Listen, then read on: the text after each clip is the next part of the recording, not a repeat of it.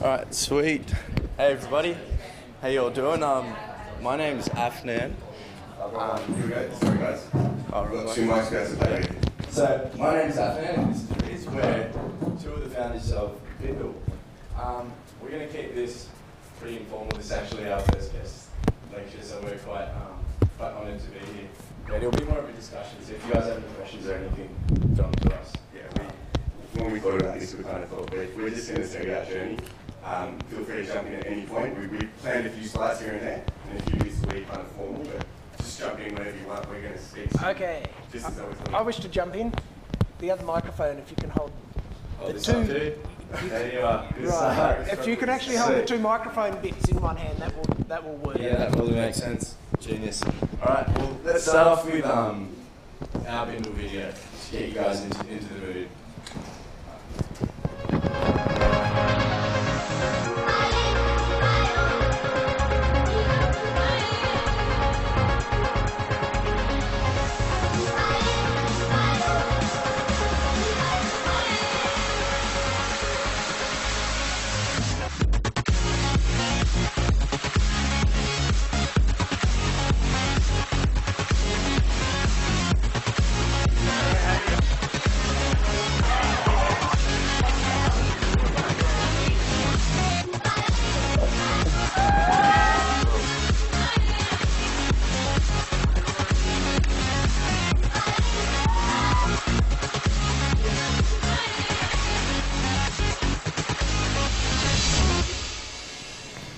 Sweet as, cool. So, yeah. I actually remember not long ago, Riz and I were in a similar situation to you. We just graduated from uni a few years ago. We were always pretty much literally meeting up on a weekly basis, like hustling for ideas. We're like, how can we come up with the next big idea? What are the problems out there? What can we do to make this world a better place? And the reasons were because if we came up with this idea, we would A, probably become instant millionaires overnight. B, have all those girls that said no to us when we asked them to go out on the ball with us, you know, all 3 girls in engineering, call us back and say, you know, I wish I went to the ball with you. Or C, never have to work another day in our lives. A couple of years later, I'm actually living in a garage with another bloke. No girls have ever called me back. And I'm actually working harder than I ever have before.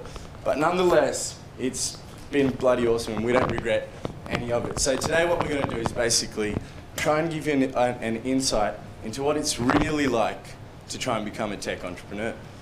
So the thing is, it always starts off with a problem. Big ideas make it, but in order to have a big idea that's going to be useful, that's going to actually make a change, you need to have a problem that needs to be solved.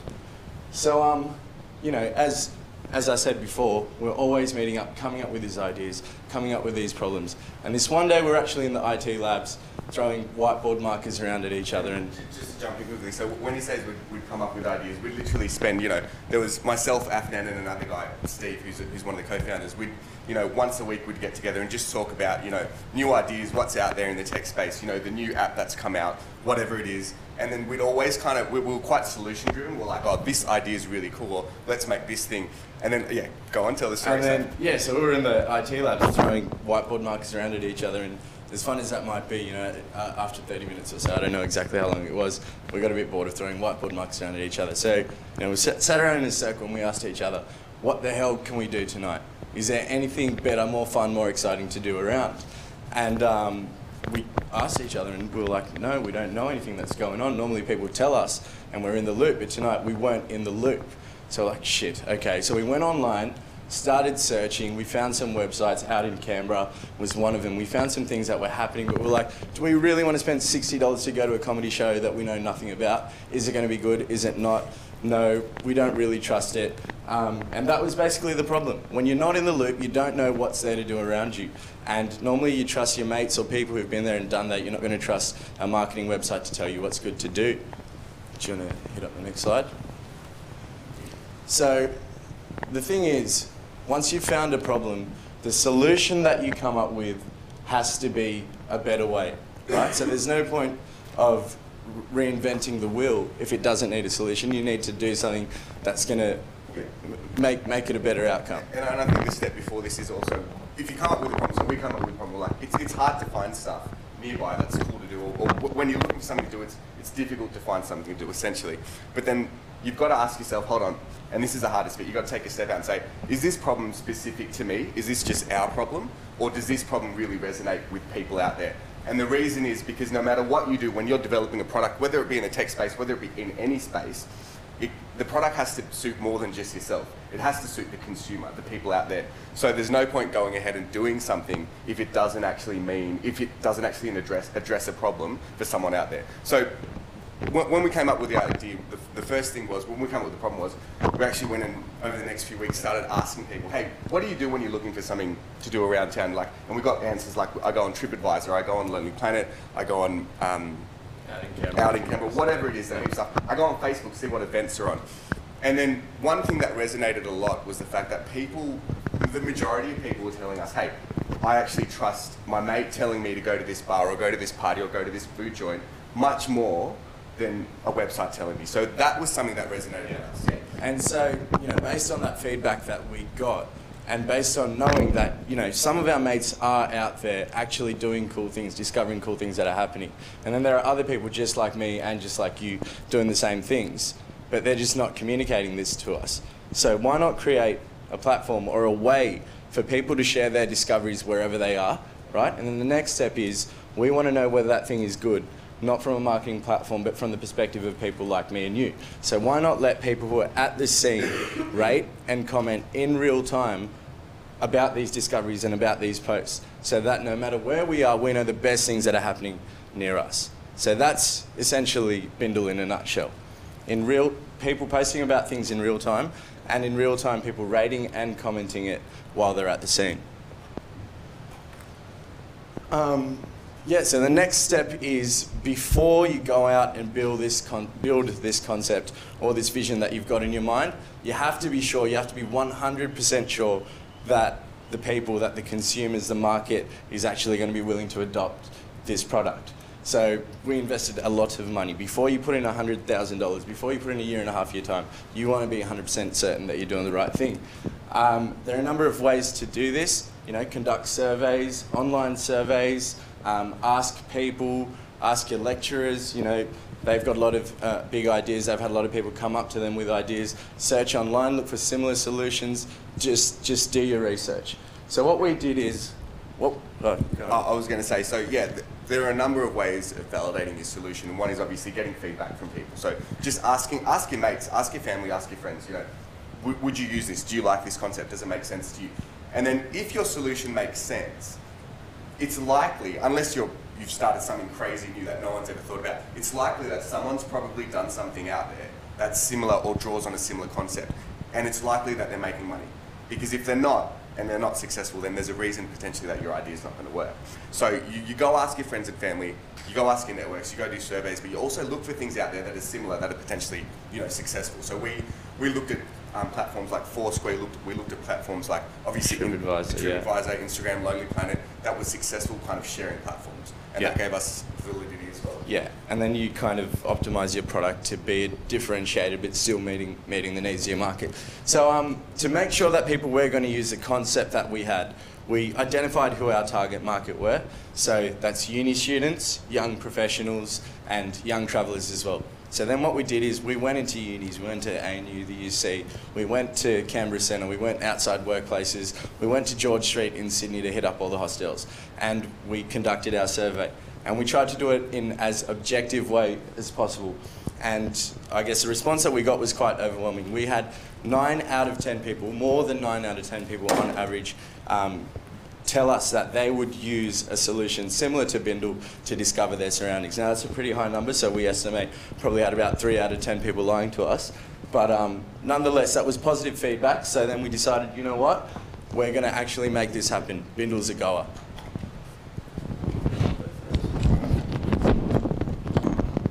So I guess the next step is we've got this kind of high-level concept of what it should be. We've got a problem, we've got a high-level solution. We've tested it with, I think we tested with about 400 or 500 people. We ran surveys. We validated the idea, in principle. But the next thing is, an idea is just an idea until you get something out there. So the next thing was to build a prototype. And I'll be honest with you, like we had no idea. We were just like you guys. We had no idea where to start. So we just sat there. No, I'm not saying you have no idea, but we had no idea. We sat there and we really just got pieces of paper together and started just drawing up what we thought it would be. Literally, like from a high level concept. The two of us don't have tech backgrounds either. The two other co-founders are tech heads. So we kind of sat there and really started drawing up, you know, what should the functionality of this app be? How should it work? What's going to happen? We got a few like random drawings together of like, you know, screenshots and stuff. And then we ended up getting to a point where we got a flowchart, and essentially what the flowchart was starting on the home screen and really mapping out every single step of every single page. And it took us maybe 50 hours or something to get that right. But that was... Basically, you literally have to know in your head where every single screen to screen or every button to button is going to go. Like having an idea is one thing, and then being able to explain that to the developers in your team or some external developers is completely different. Definitely. And the experience we've had anyways is that when you can go out to a developer or a designer and, you know, explain your idea and they'll come back with solutions. But if you really want to sort of have that creative control over your product, you've got to sit down and you've got to make sure that exactly what Evan said, you know exactly what you want it to look like. So when a developer comes back and says, hey, actually do it this way, you go, no, I thought about this and this is why, and you have a constructive conversation. So anyways, we went up and designed a flowchart that was huge with every single screen, not the screen, but the functionality of every screen. Once we'd done the flowchart and we'd agreed upon it, we went and sort of took that around to a few close friends, people we trusted, check what they thought, and then when we were happy with it, we thought, okay, now we've got to design something. We're not designers, and we didn't really know where to start. We had no money as well. So we went online and we found a few bits of software that let you mock up prototypes, essentially. And I'm sure you guys can find them, like Prototyper and Mock-up Review. And yeah, there's a few things out there. So this software literally lets you kind of draw up a screen. It's really simple to use. You drag and drop buttons in, they click through, and basically that flowchart that we had, now we turned into an interactive, functioning mock-up with a design. It looked crummy, honestly, but it made sense. Now we had something that, you know, previously went and spoke to people about a concept. Now we could actually go and take this to people and say, hey, what do you think about this idea? Does it make sense to you? So we did that again. Not to 400 or 500 people this time. We went and consulted about 50 people because this was much more in-depth. We sat down with people in groups and said, hey, check it out. What do you think? We kind of did PowerPoints with people and said, tell us your feedback.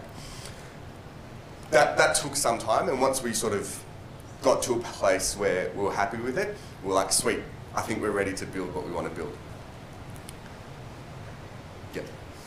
So the problem is, building something like this, or building anything really, either you do it in-house, so you've got guys on your team who are going to develop it for you, or you go outside and build it with a developing company. Now the problem with us for us was, you know, we had no idea how much this is going to cost. We had no idea how big of a project it was, and even the two tech guys on our team, they're both software engineers, but they really couldn't give an answer as to how much time this would take. So, you know, what we did is we thought, well, we can't make a decision until we actually go and figure out how much this could potentially cost. So we started talking to people around ANU, asking developers, you know, what they thought. It was very difficult because we thought a lot of these people are students, you know, they don't have the time to really do it. Then we went and asked for quotes from companies in Australia. We went on freelancer.com. I'm not sure if you guys have checked it out. It's a freelance app website where you can find people overseas or in your backyard to do work for you. We ended up getting about half a dozen or 8 quotes, I think, from all over the world and Australia. And then what that did for us is, hold on, now we know roughly a bandwidth of how much this thing could cost us. And although, you know, I think the bandwidth was like $60,000 difference in between the lowest price and the highest price, we at least had an idea of potentially what this could cost, right? So now we're like, sweet, we've got an idea, we've got a concept, we know how much it's going to cost, we know roughly how long it's going to take. Now what's the problem? We need to pay for it. No, sorry, now we have to make the decision whether or not we want to do it in-house, and it's going to potentially fail, take a lot of time. By the time we get it ready, are we going to be responsive? You know, there's a lot of issues there. Or are we going to go out to market? And we thought, you know what, we're going to give it a crack and see if we can raise the money to actually go out and build this ourselves. So we started off with, essentially we entered a lot of competitions, startup competitions. We got a lot of government grants, and we also ran a Kickstarter campaign as well. I'm not sure if you guys are aware of Kickstarter, but we'll play our video, a Kickstarter campaign at the end of this as well. We ended up raising, I don't think it's all up there, but we ended up raising over 70 grand, I think. But we did it in stages. So the first stage, we ended up raising, I think, probably about $25,000–$30,000. That was enough for us to at least commit to developing the first stage of the prototype. So we thought, you know what, let's do it. So went through the eight quotes that we had. We selected a company we were really, really happy with. We made sure that our 2 developers on our team were familiar with these guys, because at the end of the day, once they developed the product, we wanted to be able to take it in-house and not have to keep paying these guys. So we kind of had all those conversations. Really, really difficult. I'll tell you right now, we won't go through it, but it's really difficult to find a company that you trust. It's one of the hardest things you'll do. So, you know, it's almost like getting married. You've got to make sure you've got the right person. So we had a few failures here and there, and we ended up with a company we're really happy with. Went ahead and I guess we started developing. Yeah, I think the key thing to note is that we actually raised over $70,000 of funding without giving away a single % of equity. And in Australia, I think in particular, it's actually quite easy to do that. So there's university competitions that all universities hold. There's commercial competitions, want some money from harm. Then there's Kickstarter. Then there's friends and family. What was the other one? There's one other thing that we did as well. Yeah, but anyway, so there's lots of ways to get funding without actually giving away equity to get you off the ground. Because the government competitions as well. Actually, that was the point of this slide. I completely forgot. The point of this slide is,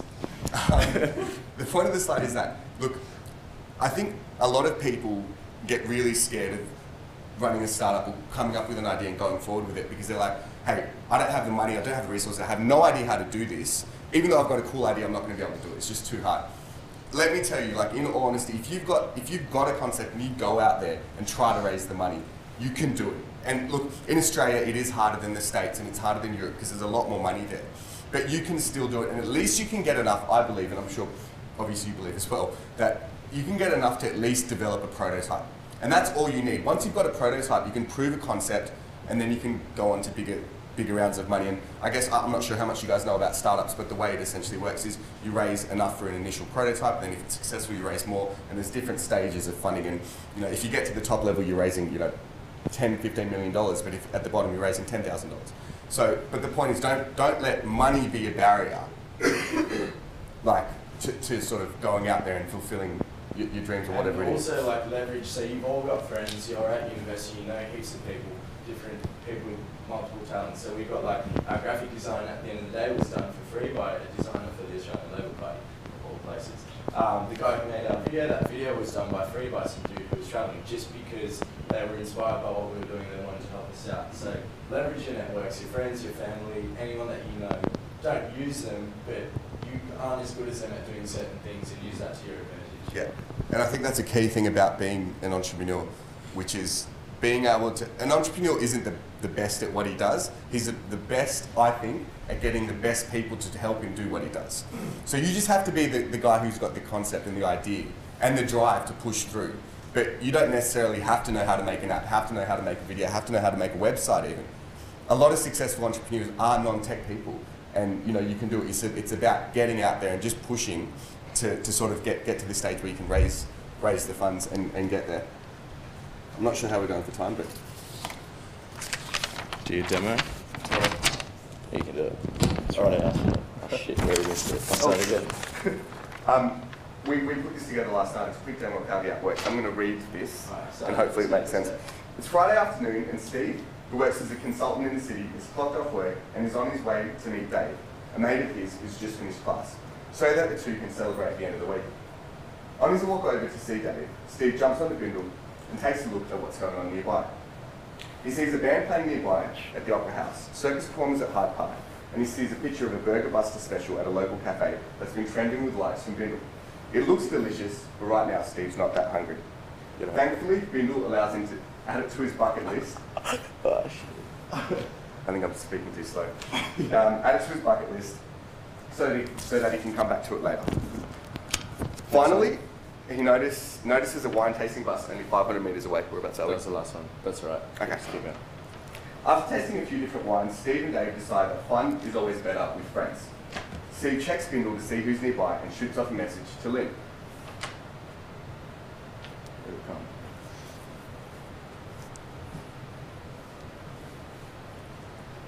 inviting her to join them in a friendly competition of blindfold solid red or white. Lynn responds and the trio have a great night, all documented by a stream of posts uploaded by Steve to Bindle. The next morning, Steve is on his way over to pick up his girlfriend for breakfast, a promise he made the day before. But clearly, he hasn't planned a thing. She gets in the car and asks him what's on the menu.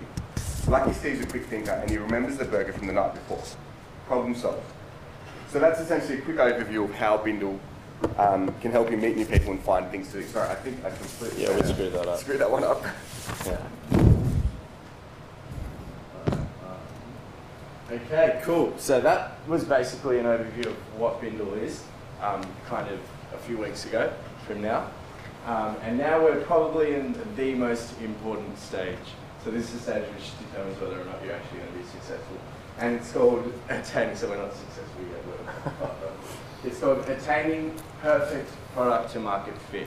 So what you want to do, once you've got your product out there, find out exactly what the market wants and change your product, and change your product to be exactly what the market wants as fast as possible. And oftentimes this is a perpetually evolving process and you don't actually get it. You want to get as close as you can as fast as possible because then you're going to dominate the market and then you're going to become, the Instagram to the Facebook sort the big ones that everyone is actually using.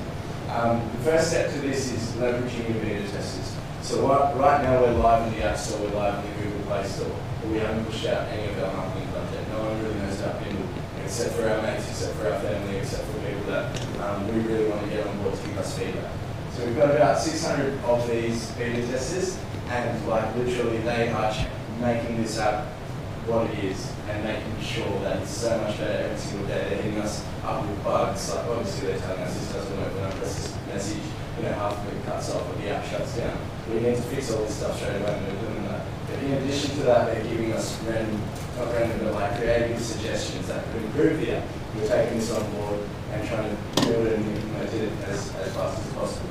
And then, I was going to say, and that comes back to what we were saying right at the start, which is you have to develop your product for your consumer. So we had this concept, and yes, we tested it with a lot of people, but at the end of the day, now that we've got 600 people on board testing it as a beta, if they don't like it, then we've got to change it because they're the end consumer. So we've got to be as agile and responsive as possible. Yeah, exactly. Like even Steve Jobs, everyone says Steve Jobs was a visionary, but at the end of the day, the reason why Steve Jobs had a vision that was so relevant and that people just ran with because he actually knew the consumer better than everyone else. He was the consumer and he got into the heads of the consumer and that's what you have to do. So yeah, if the market doesn't want your product, you can take your vision and suck it. And the next one is YOLO. We try to make it relevant. YOLO is probably a few years back when we were still at uni. But YOLO, you only launch once, so make it count, right? And this comes from two angles. So you want to get as many people on board onto your app or onto your product, whatever it is when you launch. So that's marketing, right? You're going to make sure you do that right, increase the size of the top of the funnel coming in. But then there's going to be a drop-off rate. People are going to come off and leave your product and say, shit. You want to shrink this bottom of the funnel, the leakage, as small and as fast as possible, right? And for that, you need to be agile and responsive. So all this feedback that's coming in, once we really go live, and this is going to be real feedback, we're going to go, what the hell, this app's shit, or this app's not good, or this app's good, I'm going to stay, right? You need to take this feedback on board really, really quick and make those changes. And that's either through having developers or designers, whatever your product is, on board in-house, or you need to have the money and the backing to be able to pay people to make these changes. And that's when we go into... Yeah, but I think the real point of that you only launch once. It isn't to scare people. What we sort of mean is, so we're in a beta test right now, and we're going to launch, I think, on the 5th of October. Yeah. We can talk about that in a bit, but essentially what it means is you've got to get some sort of traction so that you can get that next level of funding. Because if you stuff up your launch and you hit, say, 3 months into launch and you've got no money for hosting, for development, for anything, then you're really in a sticky situation, and you've got to then figure out how am I going to get the next bit of money to keep going. So you only launch once really is about, when you do go out there with your best foot forward and just try and get as much traction as possible so that even if you run out of money, you can use all that data and all what happened over the last 3 months, take it to an investor and say, hey, look, this was working. It could have worked. If we had another $50,000 for marketing, we really think this would have worked. So it's about just making the most. There's no point once you've done the beta testing and you know you're happy with the product that you're going to launch with, go hard, like go out and go at it kind of thing. Yeah. Cool. So we're about to launch. Yeah, but in order to be successful, the few things that we've talked about is go hard. So that's with marketing, that's with the product, and that's also with being agile and responsive. So being able to implement the feedback that we're going to get and make that happen straight away, right? In order to do any of these things, you're probably going to need a fair bit of money. So the next stage is, after you've launched, go out to investors. The strategy that we take, that we think is right, is sell the vision, sell what it could be, not what it is. Because at the end of the day, an investor's going to see Bindle as something that's going to bring them a lot of money or some kind of business value. And you want to sell how Bindle can do that for them, not what it is right now today with 600 users on board. And I think when we're talking about selling the vision, we're really talking about talking to investors. So there are two audiences here. You've got your users, the people that you're going to use all your marketing content to get on board to use it, to convince them to get on and make this something that they like. But an investor pitch is completely different. Because an investor is interested in users, of course, using the app. The investor's really interested in how they're going to make their return and make their money. So you've got to, right at the start, one thing we didn't really go through was, even when we were developing the concept and the product, we hit a point where we're like, let's take a step back and think about how this makes money. Because if it doesn't make money, no one's going to give us money to go forward. And it's not worthwhile for us to do it. Like, why would you sort of go ahead and do something like that? So most platforms have a lower chance of success if you don't have some kind of idea of how you're going to... Yeah, if you're just going to wait to get, 100 million users and then say these users are going to be valuable, or the data that I get is going to be valuable, then you're going to find it really hard, especially in the Australian climate, to get any funding. Yeah, you need to have a strategy. So I'll take you guys through basically the vision that we pitch to investors and our vision as well for what Bindle is going to be down the track and how it's actually going to make money. So here's Claire. She's a sporting enthusiast, and that's John. He's a foodie. They're two people in the exact same place, and they're both going to use Bindle, but they've got two completely different tastes and preferences, right? And because we're collecting data on these guys, we know that they're different people. So this means we can actually customize the content displayed to both of these based on what they're actually interested in. So there's Claire's trending feed and there's John's trending feed. As you can see, two different people in the same place with two completely different feeds. Now imagine, right, this is what we say to the getting G'd up. Now imagine as a business, you could leverage this capability, right? So you know that you can feed your marketing content only to individuals or only to users when they're actually near your business and they actually want to engage with your business, right? We're not going to serve meat pies to some dude who's interested in sports and the NBA, but we will to someone who's interested in food. So what if some of the posts that you saw weren't from users but were actually business sponsored? It could be a post about a new clothing store's opening night sale, or a special event happening at a club down the road, or even skydiving trips taking off from a few kilometres away. Whether it's something to see, something to do, something to eat, or something else entirely, Bindle allows businesses to target their posts where they're most effective.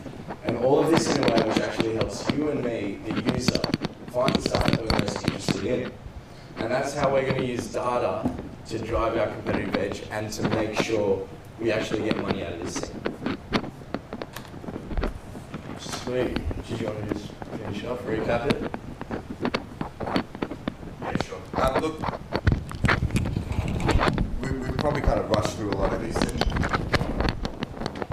I'm sure you have a lot of questions, hopefully. But basically, the point of what we're trying to say is we're halfway along the journey at the moment.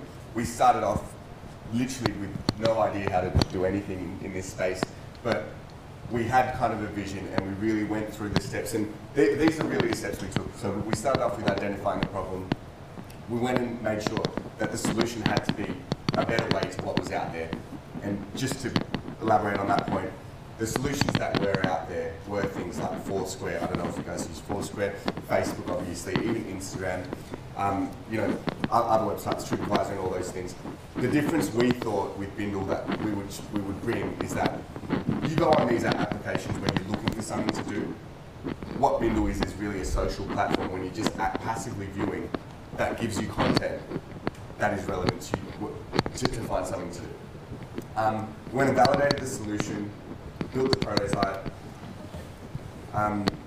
Through the whole thing, I know we've mentioned it, but leverage your networks. You cannot do anything on your own. You just can't do it. Like, you've got to go out and meet as many people as you can and just sell them your vision, because you will find people along the way that are willing to help you. And you've got to also give that back. If someone wants you to help them, you've got to give it back. And that's how it works. It really does. We would not be where we are without all the support that we've received from countless networks that we've got. Testing the prototype and attaining the product market fit, which is what we're doing right now. We're learning this as we go. It's a really difficult thing to do, because we've been getting countless amounts of feedback from so many people. And then you go, okay, there's 100 changes that people said to make. Okay, I've got X amount of dollars and X amount of time, and I want to launch it by now, like by October for us, because we want to have the summer where we can kick it. Now, then we go, okay, which one of these 100 changes is worth making? So it's a huge process.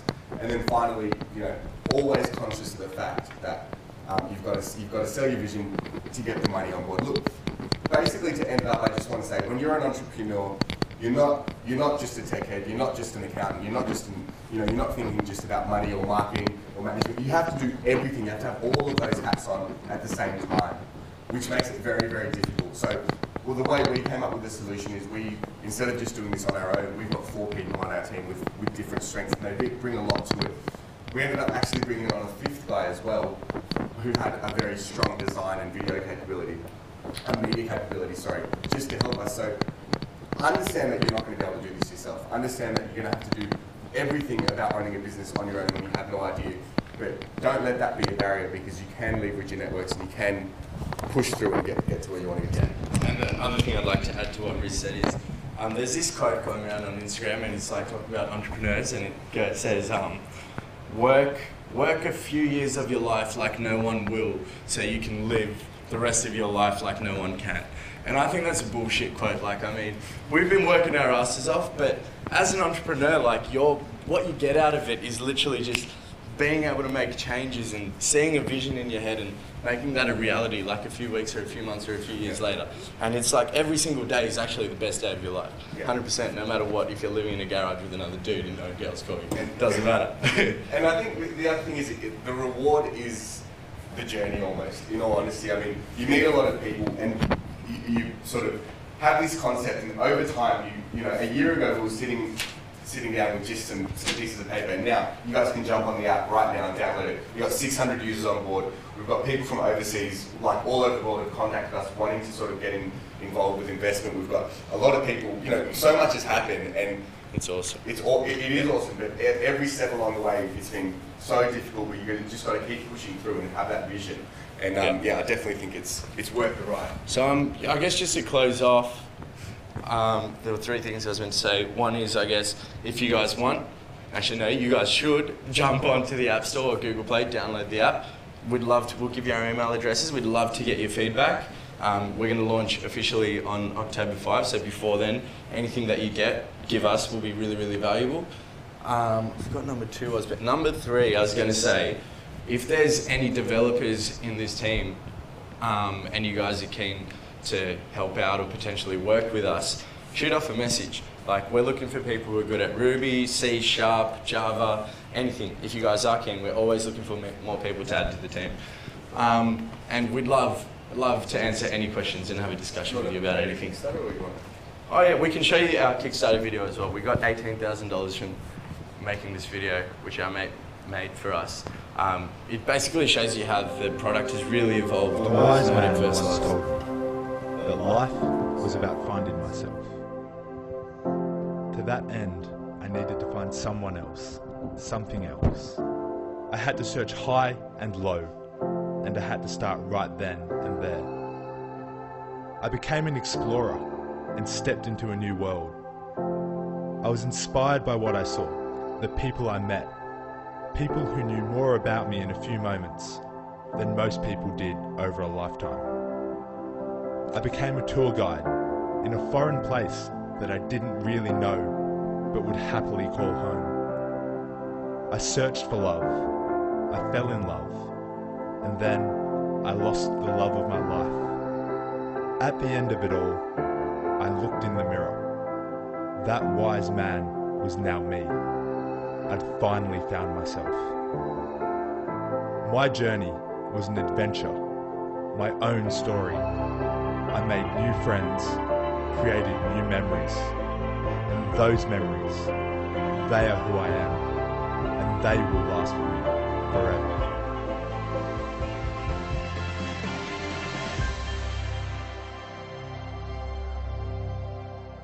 Hey everyone. Well, I'm just gonna this Kickstarter video. When we did this is about July last year. Yeah. So as we said, along the way, our visions changed a lot because of the feedback we got. So our initial concept was very much focused on the travel market, and it was very different to what it is now. But in any case, we'll show you what it was. So it just shows you that your product will evolve as people take it. And this is the rest of my team. That's Marco and Afnan. And this right here is Steve. He's calling in from Vietnam.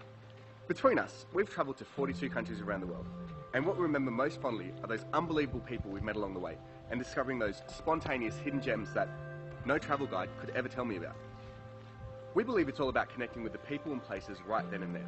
And that's why we've created Bindle, to help travellers find new friends and discover those amazing experiences that will help turn their trip into an unforgettable adventure.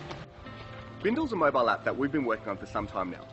Using location services, I can find travellers that are nearby. I can view their profile, which includes their biography, their itinerary, as well as a bucket list, for me to better understand what type of person they may be.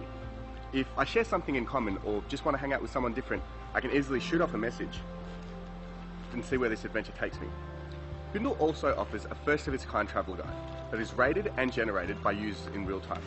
It allows travellers to upload photos and videos of places they've just been to, as well as a short description explaining what's so special about that attraction. We've completed our design and created our prototype and spoken to hundreds of people around the world to make this idea what it is today. We've also got a team of really talented developers who are just as keen as us to get this idea off the ground so that the more than 120 million young travellers around the world can discover new adventures with Bindle. But we can't do this without your help. We'd like you to support our project so that we can get this idea off the ground together. As a token of our appreciation, we'd like to give you one of our Bindle dry bags or Bindle water filtering drink bottles, as well as a chance to be on our online Bindle mural. We appreciate all of your help and hope that you guys can discover your own adventures. Till next time, I'm off to discover mine.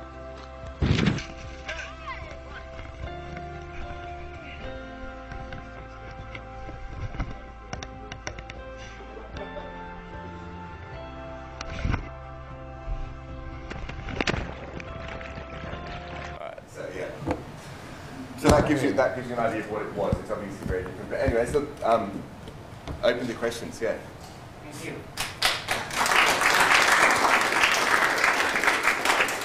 Your questions. Why did you change your design? Yeah. Look, I think essentially what happened is the more people we spoke to, it was very travel focused because we thought the people that are most likely to want to discover what's around them are travellers. But we spoke to, as we said, we spoke to hundreds of people, and it came to the point where everyone, like all the domestic residents, were like, look, on a Friday afternoon or on the weekend or even during the week, when I want to find something to do, I face this same problem. And after extensive sort of re-evaluation, we thought, okay, hold on, this doesn't just apply to travellers, this applies to everyone else. So we really had to, like, all this branding's changed as well, refocus, reposition. It still has all the features and functionalities of just a traveller, and we can still market it that way. And now when we sort of go out and market it, marketing campaigns, we've got different marketing campaigns, yeah. But like a couple of the main things is, imagine it was only for travellers, right? Travellers have bad access to Wi-Fi, so they wouldn't be posting content all the time, which is a main reason why Bindle will be successful. And another thing is travellers are a transient user base, so they'll maybe use it for 2 months a year, not use it for 2 or 3 years, then use it again. So you won't be able to actually connect with half the people that are on the app. So there were some structural issues with just making it a traveller's app, which is why we made the pivot. I think so. And the other thing is we kind of looked at the market in general and which apps in this space or which technologies in this space were actually making money. And the ones that were making money were platforms that allowed businesses to kind of advertise to a broad market. And then we thought, well, if we just honed it into travellers, first of all, we established, hold on, this can be used by everyone, not just travellers. And then we thought, if we market it just for travellers, then many businesses won't want to sort of push onto that network because their target market may not be travellers. But I think the key is for us, like we've got a whole heap of marketing stuff ready that we're going to push out on the 5th, and it is targeted. So we've got the uni students, and we're launching at UTS and USyd, focusing there on the 5th of October. We've got the travellers, and so we're launching around the backpacker network around Central Station and Bondi in Sydney. And we've got the young professionals who are a target market for us that we didn't really expect. But the more we spoke to people, we realised that, hold on, young professionals do go out there and they have money to spend, and they're the ones who are actually more likely actively trying to find a lot of the activities that businesses want to do. So what was your name, man? Joe. But like, in terms of everything that we've learned, we've done a shitload of reading, we've gone to lots of conferences, lectures, etc. I met a lot of mentors, and what they actually tell you is pretty much, don't try and hit the whole world at once. Don't try and be the Facebook or the Instagram. Try and find the niche and basically solve their problem. So as general business advice, it is usually better to hit your niche target market, but we just thought this platform could be used for so much more with the exact same thing. So yeah, we've kind of worked out, we started off with this, we've broadened out, but you're completely right. Once we launch, and say after 3 months, and we're hoping to get, with the push we do, hopefully many thousands of users, we may find out, looking at the back end, reading the data, that hey, only travellers use this, or only students use this. So we're going to kind of start out there, and then we might end up just focusing on the tiniest bit of the market. But, we'll find that out. Yeah. Why did you choose Bindle. So our designer, the guy who made it for free, it's not a crazy story, but we were thinking of names because there's a Travellers app, and we're like, oh yeah, let's call it Nomad. Like, people walking around by themselves exploring. It's not even a very cool name. But on the end of the logo, so it said Nomad, and we had a stick on top of that. And we had to send the logo in somewhere to get funding from the ACT government. And then on that day, I'm like, holy crap, what's that stick? And I looked it up, and it was a Bindle. And I just sent a message out to the team, and then I was like, what do you think about this? They're like, you want to change the name again? Like, are you serious? They're like, you've literally got 6 hours, do whatever the hell you want. And then so we changed it to Bindle, and yeah, it's been awesome. Never look back. Yeah. Your Kickstarter campaign, what were the different levels of investment you offered? Said video, the dry eggs, and the other. Yeah, we did. I think off the top of my head, this is a while ago. I think it was 20, 50, 10, 20, 50, 100, and then like 1,000. Oh, 1,500, yeah. And so it was water filtering drink bottle. There was a dry bag. The first one was a thank you. Oh yeah, there's a USB as well. Bindle branded. Shit, we should have bought that. Oh, we could have given it to you.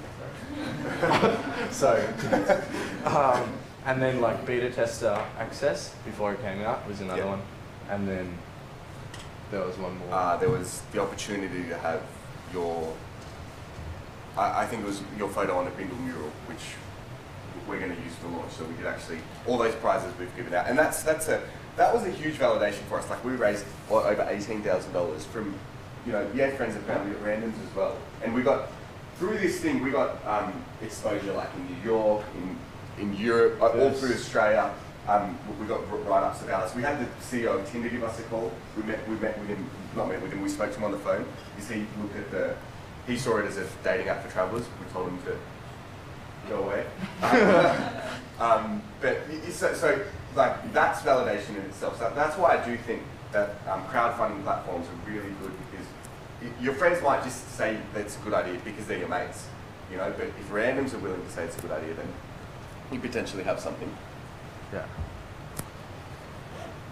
Yes? I said that your base of your competition was like TripAdvisor and stuff like that. What do you think is the biggest competitor that you guys think that you do? The biggest, so we're kind of in our own space, like, because we're on the go content about things that are happening right now, rated in real time. But the biggest competitors will be the existing ones in that space, I think. So your Foursquare, your TripAdvisor, the ones that are already helping people find things to do. But the differentiator is they help you find static events and attractions. So for example, the War Memorial, or what else is there, Mount Ainslie, or things that are always there. And Bindle helps you find things that are popping up right now. Let's say there's a street festival down the road, or Snoop Dogg's playing at a bar down the road. You want to know about this stuff, and this stuff pops up. Even stuff like, let's say you guys have a cafe down on campus or whatever, say they've got like an hour special, or your bar has like hour of power or whatever it is. The way it works is, you know, they can shoot out a message to target just you guys. So we can say, I want to target people within a cave in my shop that are between 18 and 25 years old that like these things, and it's going to stay in your home feed for a certain amount of time. So that's one aspect for it. So the targeted marketing, which TripAdvisor and all those platforms don't offer yet, and the way Foursquare does offer it, but the difference with us is, the key differentiator I think is that we're social. Like we're a social platform, so only 20 to 30% of the content that you'll ever see is going to be sponsored content. It's all, the rest of it is, it's about enabling the interaction. So you guys are in class today, you sit next to each other, you tell them, hey, do this gig on site, you should check it out. He would have never found out about that gig. And it's about enabling that real interaction, but just online. So that's, I think, the key differentiator for us. Yep. You were saying that it was mainly sponsored content that where people can see these other things.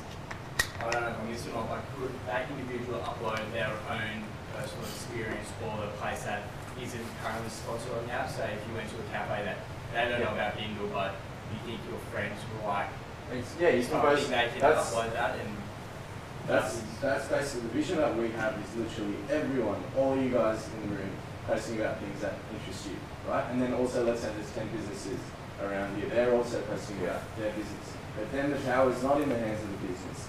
The power is in the hands of the users who are rating this in real time. You might think, no, this cafe is actually better than that discovery that Jared's made down there. So I'm not going to rate Jared's discovery, I'm going to rate this cafe. So that cafe is going to start trending. So at the end of the day, the power's in control in the hands of the people. And I think perhaps, you know, now that I look back, I don't think we actually explained the product or stuff, we kind of just delved into it. But the way we really think about Bindle is take the businesses out of there completely. We think about Bindle as a social sharing platform, right? So it is really about you guys sharing your experiences or things you like, whatever it is, on that platform for other people to see, rate, like, whatever. But on the back end, and that's the sales point for us. It's not, we don't sell it with a business flavour. We sell it completely with a user social content, local discovery generated flavour. But we've kind of got this back end here where businesses can opt in to put content up. And the content that businesses put in has to be as organic and user friendly as possible. Otherwise it won't trend. Otherwise, yeah, it's not going to go up. So yeah, I don't know if that makes sense. But download the app, check it out. The beta's out there. It's a little bit, it's not too bad. Yeah, it doesn't have too much. Yeah, tell us what you think. All right, I think you can continue this conversation jumping to Bindle and through their email address. I'm not sure how you have enjoyed, but actually I was very impressed with the presentation and learned a lot. So the only thing I would say that we teach electronic business through theories and through other means and all. So talking about business case, requirement analysis and all those. These guys didn't mention about those things, but they learned through this hard way, learning by doing. Like there are opportunities at some point to converge these two and get the maximum value, all right? So, I mean, their experience is incredible. I think that can be flown to these, knowledge can flow in both directions. So, I guess you must have noticed that there is something common in these guys, and they were mentioning about something like staying in garage and all things. Do you find some similarities there? Remember, Larry Page started it in a garage as well. Did he? So yes. you don't know. Keep an eye on them. So, all right. I think thank you very much for sharing. These guys, you see, they don't have IT and business background per se, but one is engineer, one is economist and finance, and so I think everyone has a role to play in electronic business. That's another lesson to learn. All right, thank you very much. Thanks, and as a thank you. token of appreciation. Yeah, thanks very much. Thank you very much.